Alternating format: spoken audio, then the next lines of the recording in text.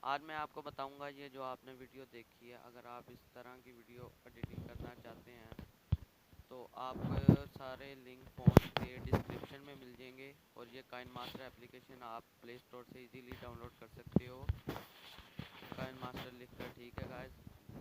और आपको जो इसमें मैं वीडियो फ़ोन्स यूज़ का वो डिस्क्रिप्शन में मिल जाएगी। डिस्क्रिप्शन ये होगी, आपको मेरे लिंक के ऊपर प्रेस करना होगा और नीचे उसके जो पेज खुलेगा उधर आपको लिंक मिलेगी, वो होगी डिस्क्रिप्शन।